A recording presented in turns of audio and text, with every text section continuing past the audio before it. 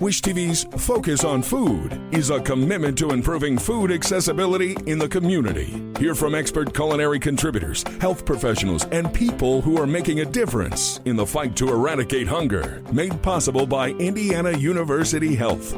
All right, so focus on food.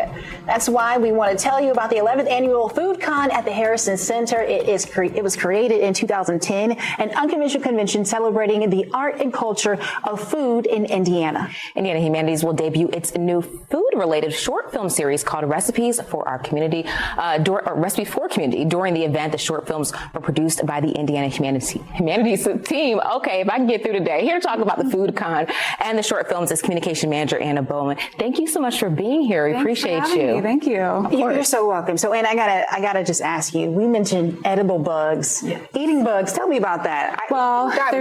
There will be edible bugs there at the FoodCon, but there will also be edible milkweed, and that's the feature of one of our films, where we interviewed someone from an indigenous community, the Miami tribe of Oklahoma, up in Fort Wayne, Indiana, where she taught us how to cook milkweed, which is something that a lot of people can find in their own gardens. So those are like little worms, like milkweed. Like, what does that look like? They're actually the plants that I think butterflies like to put their cocoons in. Yes, exactly. Yeah, so we'll be doing 4 different film debuts. They're each about under 5 minutes, so really low time commitment, and they'll be airing at FoodCon, which will have edible bugs and lessons on how to cook on your car motor and all those sorts of fun things. That is, I guess that's a survival skill if I ain't never heard one before, car motor.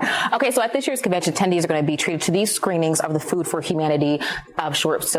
So you said sabuti, milkweed, maple syrup. Maple syrup and German potato salad. All right, so let's start with sabuti, because you kind of explained to us before during the break what that is. Sure. Yeah, so this is like a corn soup. It's native to the Chin community, which we got to visit in Southport. There's a group called Winding Wednesdays, and they taught us how to make this dish that they try to make several times a year to kind of gather their community and have a meal once a month. So we got to learn how to make that, and we also got to learn how to make milkweed, which, as I said, you can find in your garden. And we learned how maple syrup is tapped from trees in Indiana. We actually went to Greencastle for that. How good did it smell? It smelled delightful. And I mean, the production, it's a whole process. It takes lots and lots of time. And I ask you, what is on the corner in that plate that I'm seeing on the far left side? That is milkweed. Okay. Yes. Okay. And all you do is boil it. That's all you have to do. No butter, no salt, no nothing. It tastes kind of like green beans mixed with cauliflower.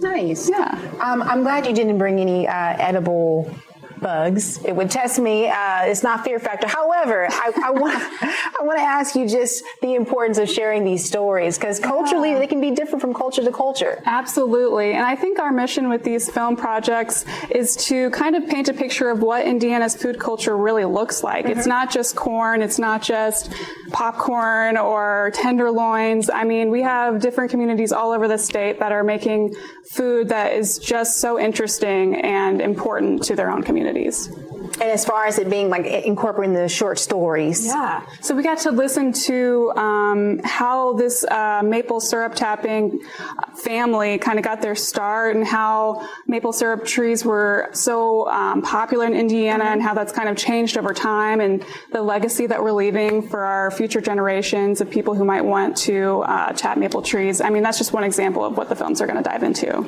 So in addition to great shorts that are educational and really just reflect culture here in the Hoosier State, there's also going to be vendors at this event, including the Indianapolis Public Library and some of our favorite food trucks. Can you tell us about some of the vendors that are going to be at the event? Yeah, I believe there's going to be a food truck that has some Mexican food and other ones that are really popular in the area, and they're usually at the first Fridays at the Harrison Center, which happens about once a month. And our producer Courtney, our resident vegan, says Black Vegan is also going to be there. So if you are vegan, right. Yes. Black vegan, yeah, I love their food. Yes, their food is delicious. Well, I'm excited. Thank you for this.